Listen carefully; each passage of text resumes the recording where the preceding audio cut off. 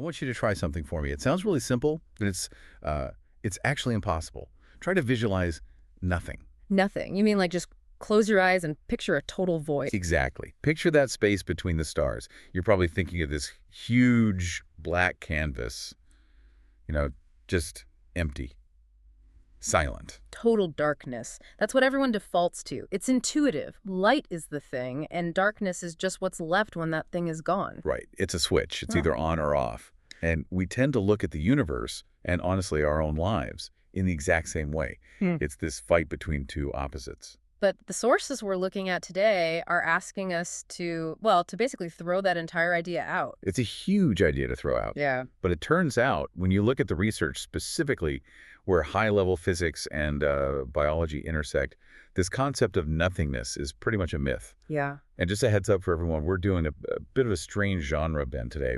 We're pulling from sources that they don't usually show up in the same bibliography. That's putting it mildly. We've got modern theoretical physics, we're talking quantum mechanics, cosmology, and we are smashing it right up against ancient spiritual wisdom, specifically the Psalms. I'll admit it sounds like a weird pairing. You don't often see Brian Greene and the psalmist cited in the same paper. You definitely don't. Right. But what's so fascinating is they both seem to converge on this one single premise. Which is, what if darkness isn't actually real? That's the hook. The idea that absolute darkness, true nothingness, doesn't exist, not in the vacuum of space. And maybe, if we follow this logic all the way through, not in our own lives either. And our mission for this deep dive is to figure out why. It comes down to understanding the limits of our own perception. Because the argument here is that once you get why you see darkness, it can totally change how you deal with suffering, with uncertainty, with all those times you feel completely and utterly lost. It's realizing that what you can see isn't all there is.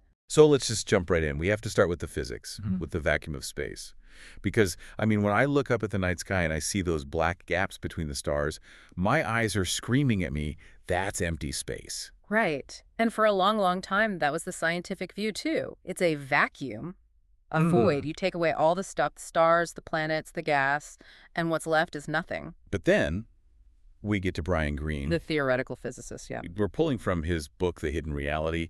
And I have to say, reading this part of the notes, my brain started to ache a little bit because he basically just ruins the whole concept of empty. He does, but in the best way. Green's whole point, and this is mainstream quantum field theory, is that space is never, ever truly empty. Okay, hold on. Let's push on that. If I build a box, a perfect super strong box, and I pump out every atom of air, every molecule, I shield it with lead so not a single photon can get in, I cool it to absolute zero. So there's no heat, no radiation? Nothing. Surely inside that box, I have achieved nothing. You'd think so. You've removed all this stuff. But what Greene explains is that you haven't removed the fields. But the fields. The quantum fields. You have to stop thinking of space as an empty stage. It's more like the water in an ocean.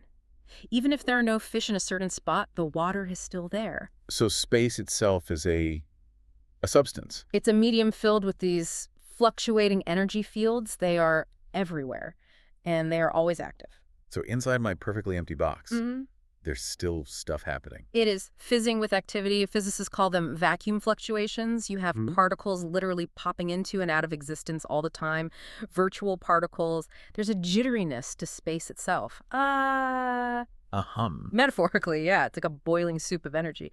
Greene says that if you could actually see on a quantum level, the darkness of space would look like this frantic, blindingly bright chaos. That's just wild. So the void isn't a void at all. It's just subtle to us, but physically it's full. There is, scientifically speaking, no such thing as absolute darkness in our universe. Okay, so the universe is basically one giant rave, and we just can't see the glow sticks. That is a surprisingly good way to put it, yes. But that leads to the obvious question then.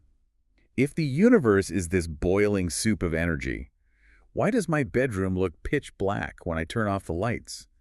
Why isn't the whole night sky glowing? And that's where we have to leave physics and walk over to the biology department, because the darkness we experience isn't a property of the universe, it's a setting on our hardware. The hardware being the human eye. Exactly. This part of the research really, really stopped me. I've never thought about darkness as a biological filter. I always just thought, it is dark out, an external fact. But dark is totally a subjective experience. Let's get into the specifics from the source. It talks about the photon threshold. This is the number that just blew my mind. It seems way too low to be real. Under absolutely perfect conditions, dark room, your eyes are fully adjusted, the human eye needs about 5 to 7 photons to register light. 5. Hmm. 2, 7. There's practically nothing. A single light bulb is putting out trillions upon trillions of them, right? Per second, yeah. So our eyes are incredibly sensitive. They are. We have amazing sensors in our heads. But, and this is the whole point, it is still a threshold. And anything below that threshold falls into what the source calls the perception gap. Explain the gap. Okay, imagine you're in a room and there are, say, 4 photons bouncing around. Physically, objectively, light is in that room. It's there. My eye can't see it. Your retina might get a tiny little chemical reaction, but the signal isn't strong enough to actually get your brain's attention. So the brain just defaults. It labels the input darkness. Correct. It just paints it black. It's a noise filter. A noise filter. Why would we evolve that? Wouldn't it be better to see everything? Imagine the static. If you saw every single stray photon, every quantum fluctuation, you'd never see the tiger in the bushes. You'd be overwhelmed. Your brain is essentially saying, this tiny amount of information isn't relevant for survival, so I'm ignoring it. Wow. So darkness is a feature, not a bug. That's it, exactly. And it completely reframes the whole concept. I love the definition the source gives here. Me too. Darkness is not the absence of light. It is simply the boundary of our vision. The boundary of our vision. It stops being a thing that exists out there and becomes a description of our own internal processing limits. So, okay, let's put this all together. The universe is always full of light and energy, thanks to Brian Greene. But we have a biological threshold that literally prevents us from seeing it unless it's intense enough. Precisely. We are fundamentally blind to the baseline energy of the universe. And that is where this whole thing pivots. Yeah. Because if we stop there, it's just a cool science fact, you know? It's like you'd bring up at a dinner party. Did you know space isn't empty? Right. But the sources take this scientific reality and apply it directly to the human emotional experience. And this is where we need to be careful, right? You don't want to sound like you're just throwing quantum physics at someone's real-life problems. Right. Oh, you're grieving. Don't worry, virtual particles exist. It's not helpful. It can sound like toxic positivity really fast, but the connection here is more about the metaphor. We use the word darkness for everything. Grief, depression, confusion. I'm in a dark place. I can't see a way forward. Yeah. It's the go-to metaphor for suffering. And the argument the source makes is, well, it's really profound. It says, if there's no such thing as absolute physical darkness, then maybe there's no such thing as a situation in life that is absolutely 100% devoid of hope. That's a huge leap, though. You're saying because space isn't empty, my despair isn't empty. I'm saying our perception of its emptiness is probably just as flawed. Our moments of despair feel completely empty. They look pitch black to our emotional eyes. But that doesn't mean the light, the hope, the solution, whatever you want to call it, isn't already there. You're just below the photon threshold for seeing it. Yes, you're in the perception gap. And this is where the Psalms come in, specifically Psalm 139. And I know for some listeners, Scripture can be a turnoff, but looking at this verse through the lens of what we just discussed is kind of tripping me out. It gives it a totally different weight. The line is, even the darkness is not dark to you. The night is bright as the day. The darkness is not dark to you. Before, I always read that as just poetry. You know, God is all-powerful, so of course he can see in the dark. But after this, it reads like a literal physical statement. It really does. It's drawing a clear line between the human perspective and, in this case, the divine reality. So let's break that down. Humans see pain and loss. Yeah. Why? Because we're working with that 5 to 7 photon rule. We're looking at a situation with, say, 3 photons of hope. And our emotional brain just rounds down to 0. Nothing here. This is hopeless. It's pitch black. But the divine perspective doesn't have a photon limit. God doesn't have a noise filter. Exactly. To God, the darkness is not dark. The source argues God sees light where we see pain, sees possibility where we see a dead end.